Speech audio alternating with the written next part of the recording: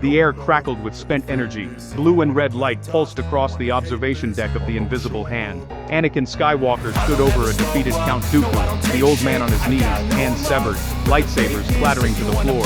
This was supposed to be the moment of victory, the end of a bitter rivalry. But Chancellor Palpatine's voice cut through the silence. "Do it." The words were heavy. Wrong. This was not the Jedi way. Anakin hesitated, but the command came from the man he trusted most. When Anakin's blade swung, it ended more than Dooku's life. It severed a tragic lineage. Dooku, Qui-Gon Jinn, and Anakin himself. He thought he was saving the Chancellor, winning the war. In truth, he was stepping into a cycle of loss. The so-called curse of Dooku was not a mystical hex, but a pattern of human failing, a legacy of disillusionment, and the search for a better way, always leading to darkness. Dooku, once a Jedi Master, left to reform the galaxy, only to fall under Darth Sidious's sway. Every apprentice he took, Qui-Gon, a sage ventress, savage opress, was ultimately betrayed. Dooku, the betrayer, was himself the most betrayed. Anakin's final strike was the ultimate fulfillment of this curse. He was not just killing an enemy, but the man who was his master's master, the man Palpatine had groomed him to replace. Dooku, who left the Jedi for their failings, was executed at the Republic's command. Anakin, the chosen one, performed an act of pure darkness, ending one cycle only to begin his own tragic fall. The victory was a mirage, hiding the abyss that had just opened at his feet. The cycle of betrayal continued, and Anakin's fate was sealed. Long before the Clone Wars, Qui-Gon Jinn stood in Dooku's shadow as his Padawan. Dooku was an idealist, a political thinker who saw the Republic's rot before others did. Qui-Gon learned to look beyond Jedi dogma, to trust the living force, and to see the galaxy through Dooku's critical eyes.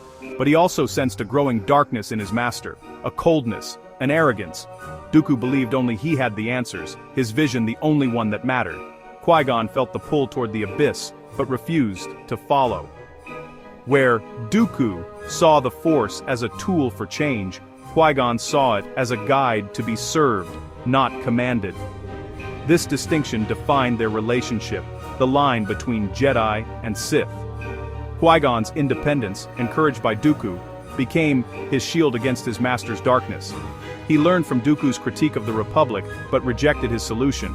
Qui-Gon chose to remain in the light, working within the flawed system, trusting the Force. His quiet defiance was a form of betrayal in Dooku's eyes, pushing Dooku closer to Sidious. Qui-Gon escaped the curse, but his choice left Dooku further isolated.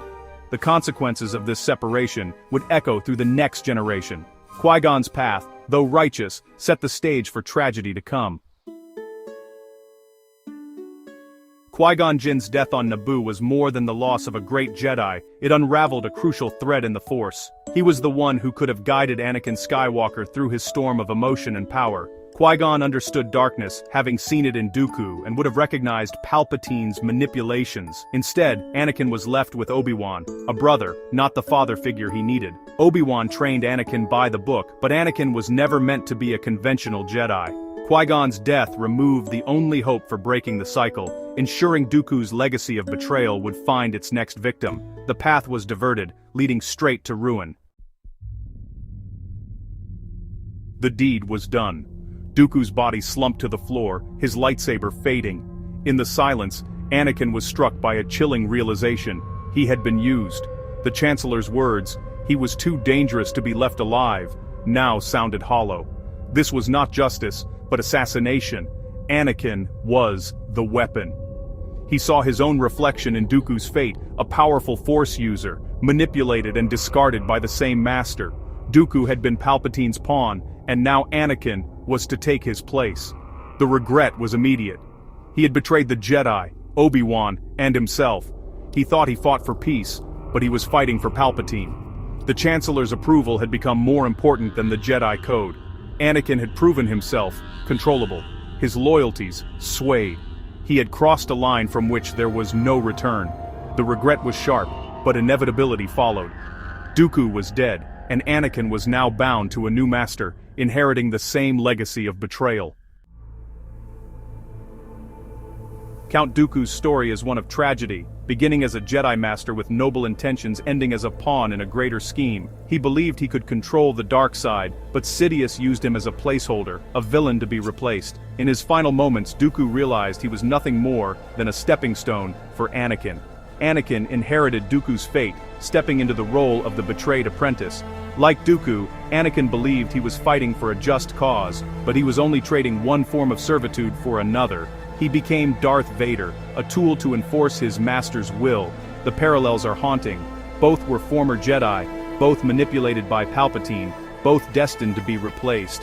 Palpatine's philosophy was built on apprentices supplanting their masters. Anakin fulfilled this by killing Dooku, knowing he too would one day be replaced. The cycle of betrayal was by design, and so, one pawn replaced another.